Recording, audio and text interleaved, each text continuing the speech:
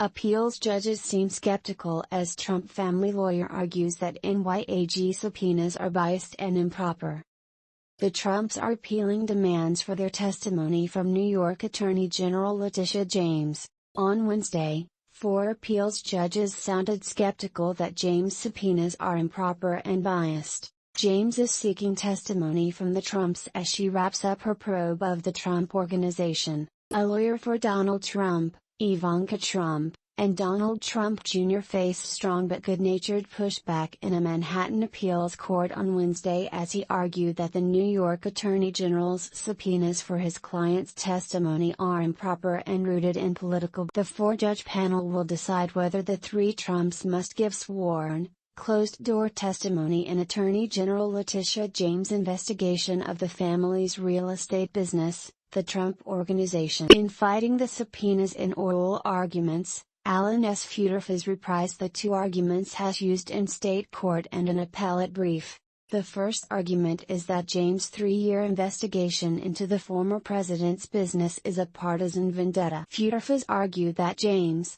a Democrat, has publicly criticized the former president and GOP kingmaker since running for Attorney General in 2018. As his second point, Futerfas argued that the Trumps shouldn't be forced to give depositions in James' civil probe of the family business when their testimony could put them at risk in a parallel criminal. Futerfas argued that the Attorney General is basically standing in the shoes of the district attorney and that forcing the Trumps to testify in James' civil probe would eviscerate their Fifth Amendment right against self-incrimination. But members of the 4-judge panel of New York's First Judicial Department repeatedly asked the same question that a state judge had asked in ordering the Trumps to testify: if the Trumps fear incriminating themselves, why not just comply with James' subpoena and then plead the Fifth? I agree that it is proper for courts to protect against the evisceration of the privilege against self-incrimination, Rolando Acosta, the presiding justice,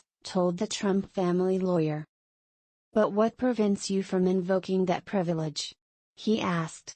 Why do we need to intervene in this case, and interfere in or constrain the ample discretion and authority given by statute to the attorney? Another judge on the appellate panel, Peter Moulton, noted that the Attorney General had been gathering evidence against the Trumps via her civil probe since 2019, when Michael Cohen, Trump's former lawyer, testified in Congress about his former boss' alleged financial wrongdoing. For example, James has said in filings that her office is pursuing Cohen's allegation that Trump would inflate the value of his assets in seeking hundreds of millions in bank loans and then deflate the value when seeking a break on property tax. Counsel, does it matter that the civil fraud investigation began in 2019, well before the criminal prosecution, and was based upon the testimony of Michael Cohen, and has gathered quite a lot of evidence since then? Thousands of pages of documents?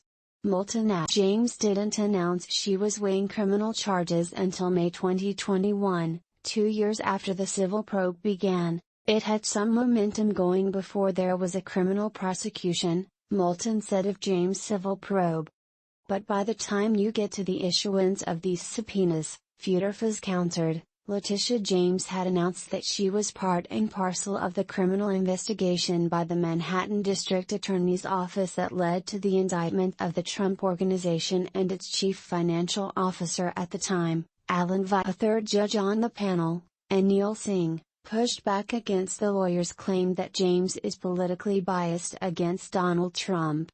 Futerfas said James had made years of statements against Trump, calling him an illegitimate president and vowing to prosecute him. And the Attorney General sought political contributions in January of 2022, and it's in the record, he said. There's an email blast that went out saying, "Do you like this president? Do you support this president?" Because the Attorney General was running for governor for a short time and it was all about using political animus against Mr. Trump, he said. While she was an officer of the state. How could she do that?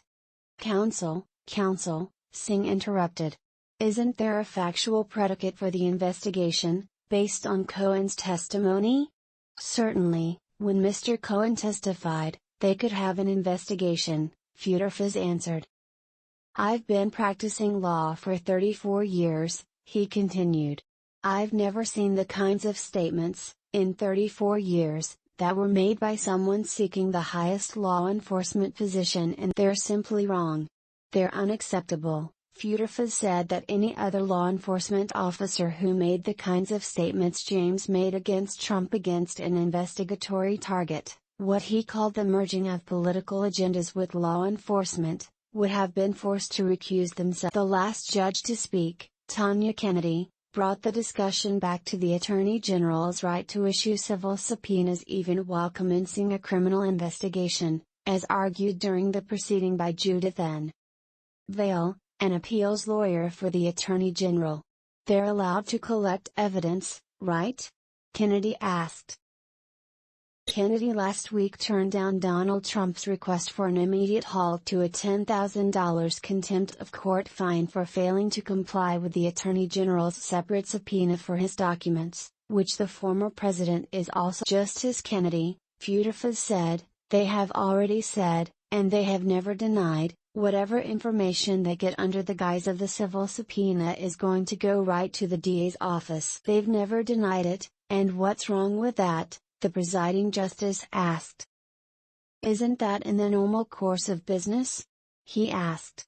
"Generally, they start with an investigation into a particular conduct.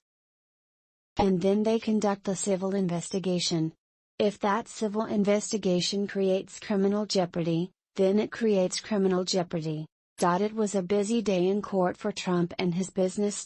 Earlier in the day, a lower court judge ordered that Trump must cut a $110,000 check to James' office to end the contempt of court order that was charging $10,000 a day in penalties for the former president's failure to comply with James' subpoenas